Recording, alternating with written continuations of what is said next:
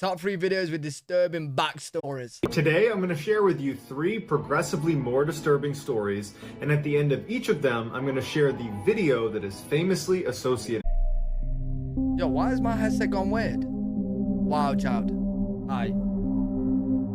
Anna Malaya was born November 4th, 1983, to very poor and alcoholic parents in the Ukraine. In the winter of 1986, when Oksana was only 3 years old, in a drunken stupor, her parents forgot about her outside in the cold of winter. And because she was locked out, instinctively she crawled towards the nearest source of warmth, which was the family's kennel, where a whole bunch of dogs were sleeping. And incredibly, once she crawled inside of this kennel, not only did the dogs allow her to sleep there that night, but they kind of embraced her as one of their own. The next day, Oksana did not go back in the house, and her parents seemingly did not notice her absence. And over the next 5 years, Oksana would stay with this family of dogs. Wait, how do you just lock your kid outside, bro, and just totally forget about the kid? Essentially living like she was part of their pack, which meant over those 5 very formative years from ages 3 to 8 years old, Oksana had almost no interaction with humans. Oksana rapidly learned how to behave like a dog and began only walking on all 4s.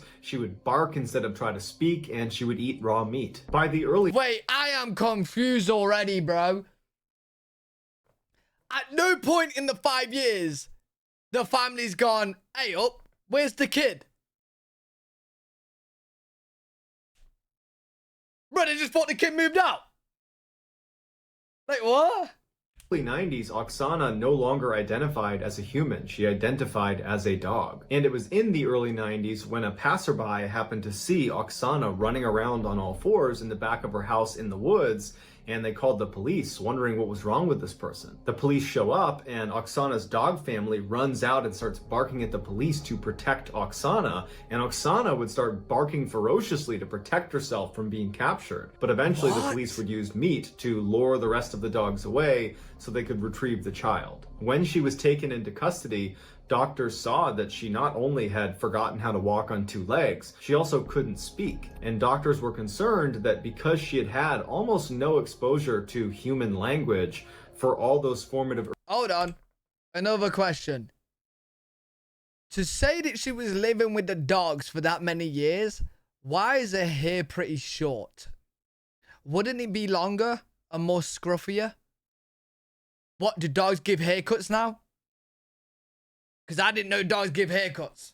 The dogs trim each other's hairs? Because she had had almost no exposure to human language for all those formative early years, that she might not actually have the capacity to speak anymore. Oksana was taken to an orphanage where she would eventually learn how to walk on 2 legs, and amazingly, she would learn how to speak. But despite these incredible gains she made towards re-entering society, her experience living with the dogs had really left a mark on her. Although she could speak, she could only speak in monotone with no rhythm and no intonation, and it was actually difficult to follow what she was saying because of that. A psychologist did an assessment of Oksana and determined that her mental capacity was only that of a 6-year-old, despite being a young adult at the time of this assessment. By the time she was 22 years old and had more or less re-entered society, she finally was able to have a boyfriend, and he didn't know much about her past. Was it a dog? But when she decided to show him how easy it was for her to run around and bark like a dog, it apparently scared him, and he broke up with her and did not see her again. Today— Yo, if my girlfriend started running around like a dog, nah, I'm a true boyfriend, bro. I'll join her. No, seriously, chat, bro. If let's say Izzy started running around like a dog barking, I'll join her, bro.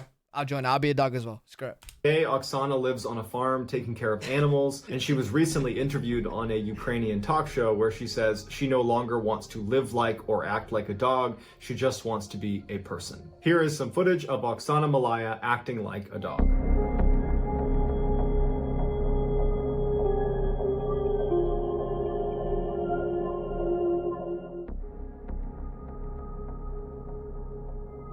Yo, wait, is no one gonna question the family?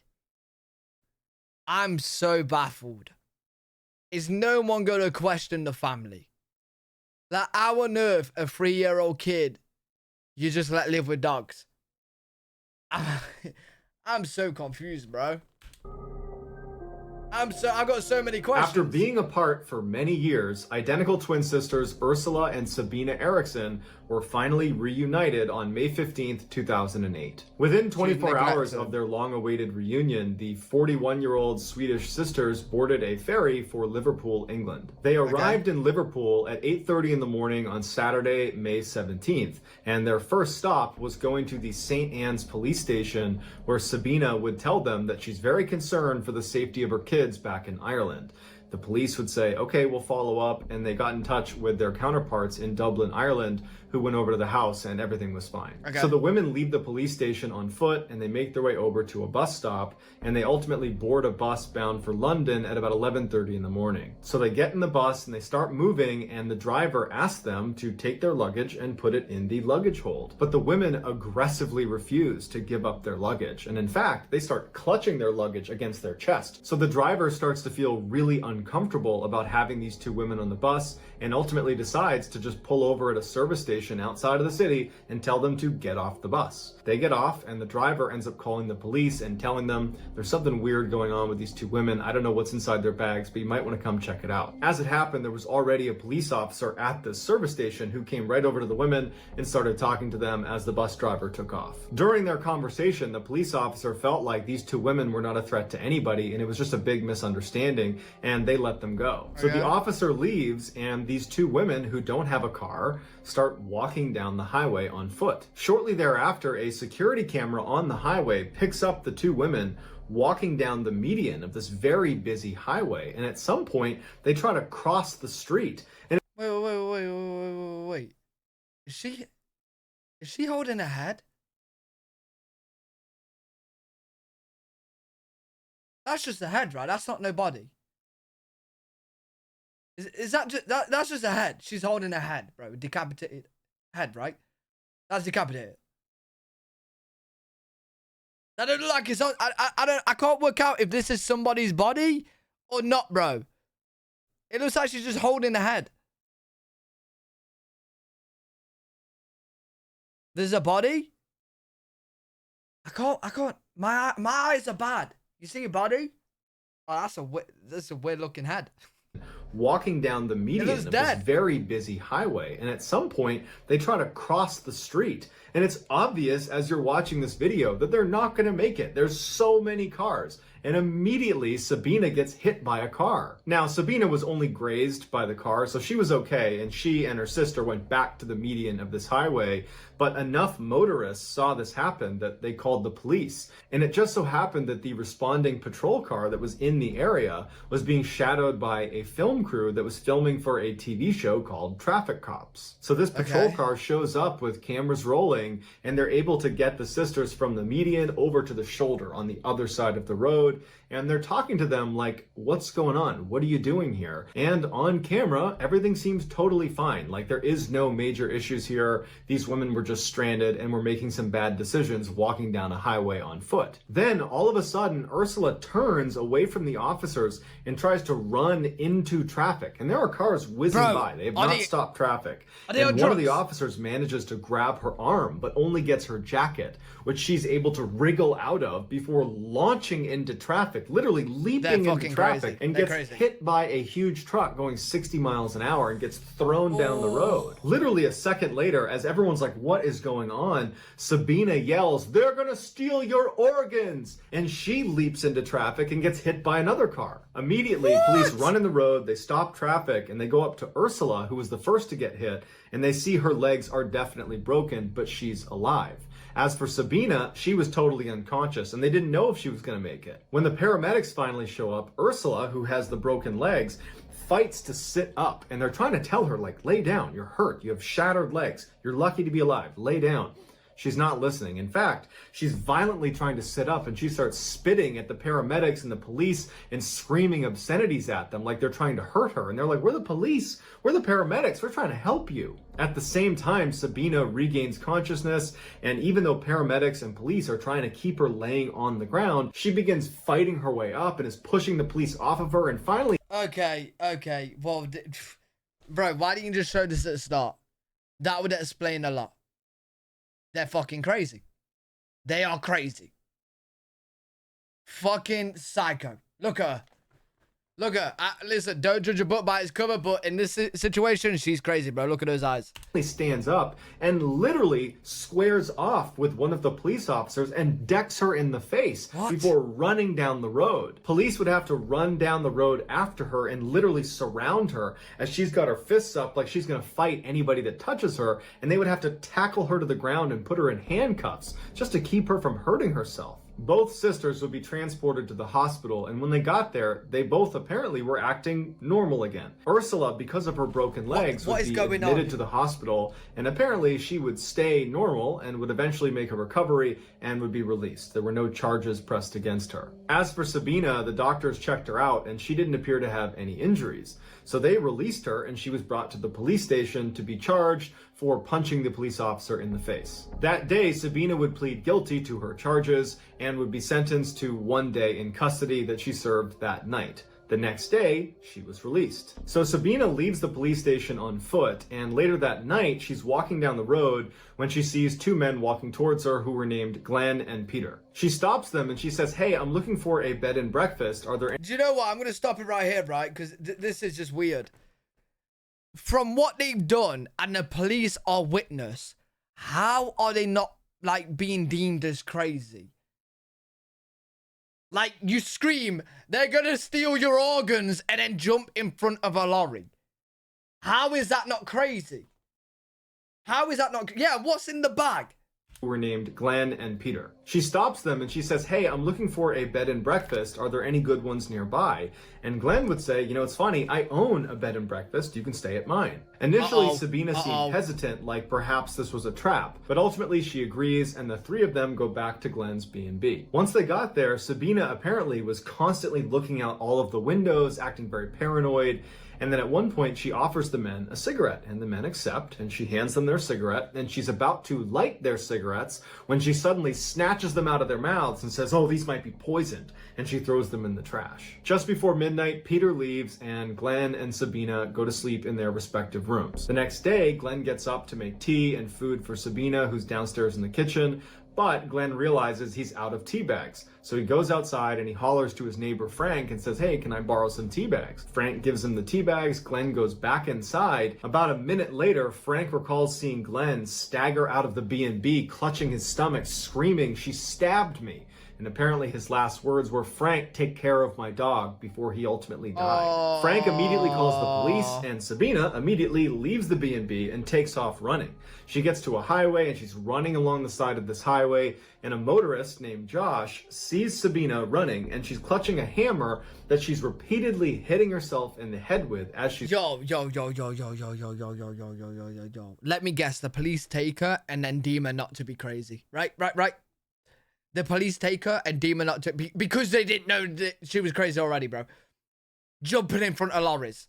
Bro, she's fucking crazy. Running, and she's clutching a hammer that she's repeatedly hitting herself in the head with as she's running. Josh drives well past her and gets out to try to intercept her, but as she's running past him, she pulls a roof tile out of her pocket and throws it and hits Josh in the head. She runs past Josh, who's now clutching his head and can't stop her. She gets to this bridge that overlooks another road, and she leaps off. It's 40 feet to the ground, and when she hits the ground, she breaks both ankles and fractures her skull, but she lives and narrowly escapes being hit by another car. Eventually, police and paramedics are called, who transfer Sabina to a hospital where she once again is acting totally normal.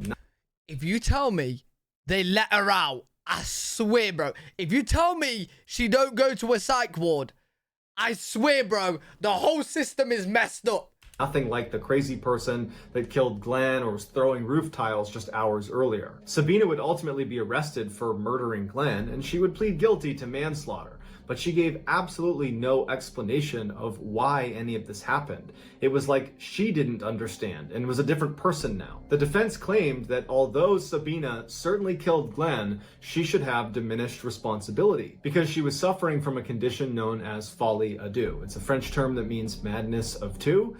And basically, it only presents itself in identical twins where one twin has a psychotic break and they transmit their insanity to the other twin. And amazingly, the prosecution accepted this claim and they... Wait, that's a thing?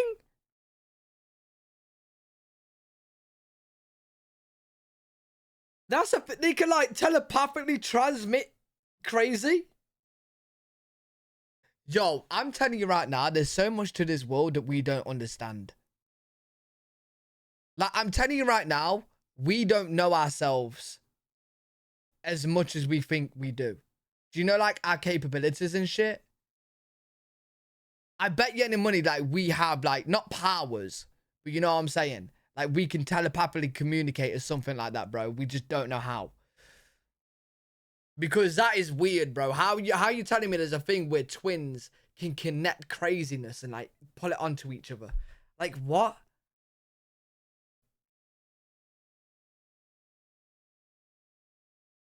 Mind is a powerful thing. Acid taught you that. To the other twin. And amazingly, the prosecution accepted this claim, and they only gave Sabina 5 years for her crimes. Sabina would serve her 5-year sentence and was released in 2011, and to this day is a free woman. Here are some highlights from that film crew that captured Ursula and Sabina acting totally crazy on the side of the highway. Yo, she's in the UK, right? Where does she live? She better not live near me. She better not live near me, bro.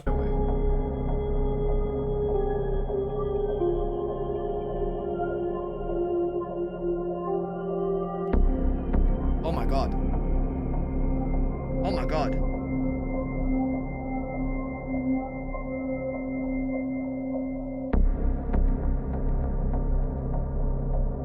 Bro, what? Yo, this is fucked.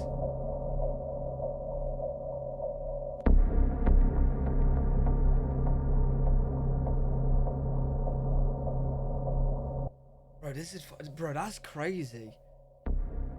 In June of 2011, law student Lauren Giddings was only one test away from completing her dream and becoming a public defender. Even though she had a Yo, don't say she's my new neighbor, because we've got a new neighbor and we don't know who it is yet. Don't say she's my new neighbor. Don't say that.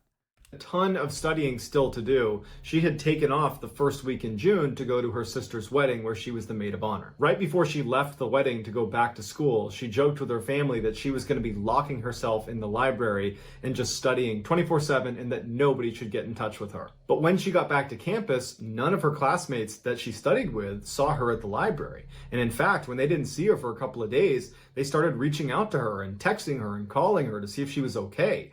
But she never picked up, she never wrote back, and so no one knew what was going on with her. One of Lauren's classmates would reach out to Lauren's sister and would ask her, hey, have you talked to your sister at all, because we haven't seen her? And Lauren's sister would write back and say, oh no, everything is just fine. Lauren told us before she left the wedding that she was going to be locking herself away and just studying 24/7, so I'm sure everything is just fine. But this classmate wasn't convinced, because this felt very uncharacteristic of Lauren to not study at the library and then not to pick up any phone calls or text messages.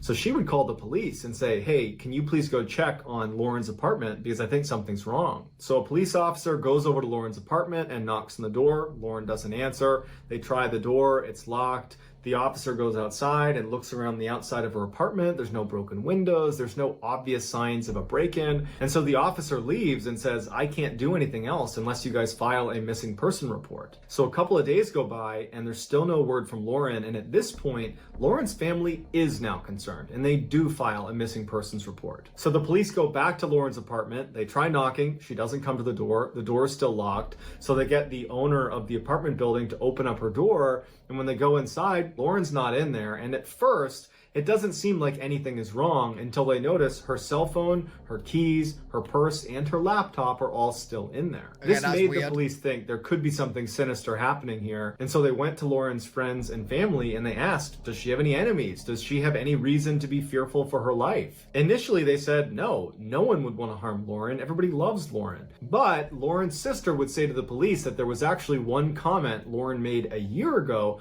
that now seemed a little bit more relevant. Lauren had just got back from a vacation and she noticed there were things in her apartment that seemed like they had been moved, like someone else had been here, but no one was supposed to be in her apartment. And so she told her sister, and the two of them talked about it a little bit, but it was quickly forgotten about because there wasn't a reasonable explanation and Lauren was so busy with school, she didn't pursue it. After police have done a thorough investigation. Yo, how do you not pursue something like that, bro? I wouldn't be able to sleep at night. Like, if I came home and I knew for certain, like, things had been moved and no one was meant to be here, I wouldn't be able to sleep at night, bro. I would have to get a big dog, alarms, investigation of the inside of Lauren's apartment, they move outside of her apartment and begin scanning the exterior of the building, and they make a huge discovery. An officer who was looking in the dumpster noticed this big black trash bag that looked out of place. And when he tried to move it, it was very heavy, and when they opened it, they found a human torso, and it was Lauren's. Right before this discovery was made, a news crew had shown up outside the apartment building and was trying to interview people that lived in the apartment complex because they had been tipped off that somebody who was living here had been missing for over a week, and now police were getting involved. They saw what looked like a resident of the building looking visibly shaken up, watching the police doing their investigation, and they went over to interview him. It would turn out his name was Stephen McDaniel, and he was Lauren's neighbor, and he was a classmate of hers in law school. Okay. Yo, bro, I'm a hypocrite. They say don't judge a book by its cover, but I just keep doing that. He's definitely killed her. 100%. 100%. You can see it in his eyes. You can see it in his eyes. I'm looking into his eyes. He's killed her. He's done it. The interviewer asked Stephen, what was your last interaction with Lauren? And Stephen became really focused on how he had not seen her in the last week. And in fact, speaking on behalf of my other classmates, no one's seen her. She must have just vanished. As they're doing this interview, right on the other side of a bush, this police officer discovers Lauren's torso, and the news kind of gets out to the interviewer, they've found a body. And the interviewer says out loud to Stephen, it looks like they found a body. And Stephen just completely changes, and he goes, a body? And then he goes completely silent to the point where the interviewer says, are you okay? And he just stands there looking completely distant before walking away from the interviewer, sitting down with his back turned, and hyperventilates before the interview ends. Yeah, Once this case went from missing person to homicide, the police started searching all the rooms on Lauren's floor. And Stephen's room is right next to Lauren's, so he was the first room they searched. Apparently, as they began searching his room, he was standing just outside the door and sweating profusely and drank over 10 bottles of water. In his apartment, they found a key to Lauren's apartment. And what he would do is whenever she was gone, he would sneak into her room and download her hard drive, as well as steal little souvenirs like small articles of clothing and other things that he would hoard in his apartment. That means underwear. Fucking creep. He's stealing her underwear. When they went on Stephen's computer and checked his browser history, basically the only things he did on the internet were look at Lauren's Facebook and LinkedIn profiles. Bro, but the creepiest thing they found was this camera that was literally duct taped to this long pole.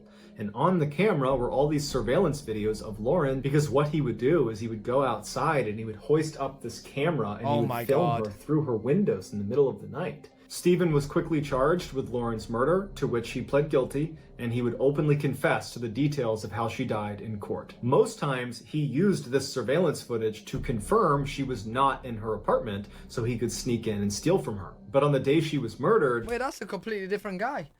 What the fuck? I don't get it, bro. Who has this time? Bro, who has time to do this? I don't get it. And how are you that desperate to be that much of a creep, bro? We literally live in the year 2024. You have Pornhub, OnlyFans, Red, like, bro, you have all the resources out there free for you to watch if you need to see women. Do you know what I'm saying? Like, bro, like, why are people doing this? Weirdos. She was not in her apartment, so he could sneak in and steal from her. But on the day she was murdered, he would use that camera technique to confirm she was home. And shortly after confirming she was in fact home and asleep, he put on a mask and used his key to get into her apartment and walked right into her room, which woke her up. According to Stephen, she apparently sat up and said, "You need to leave." At this point, he jumps on the bed, and in their struggle, his mask would come off, and Lauren would recognize it's clearly Stephen, and she would plead with him by name to stop. But he didn't stop, and he would strangle her to death. Afterwards, he dragged her into the bathroom and began cutting her up into fairly small pieces. Some of those pieces got flushed down the toilet. The others were put in bags, and only one of those bags was ever discovered, and that was the one of her torso. Stephen was ultimately given a life sentence. Here is a highlight of Stephen's interview when it's revealed that they've discovered Lauren's body. I mean, no one has seen her since Saturday. I haven't seen anything. I mean, I've always heard noise outside, but it's just people walking by pretty much. I mean, we just don't know where she is. What about in the the parking lot area. I know they've been doing a lot of, I think that's where they have recovered the body or whatever they recovered from there. Body? Had you seen anything there? Had you seen anything there? I mean, we don't know if this is the same person. You know what I mean? Like, they took out a body there earlier. We don't know if it's the same person or not. So that's why we're trying to ask people if they know who lived there. Are you okay, sir? I think I need to sit down. Okay. Oh, bro, yo, if I was an interviewer, I'd be going straight to the police and be like, you need to arrest this guy. You need to arrest this guy.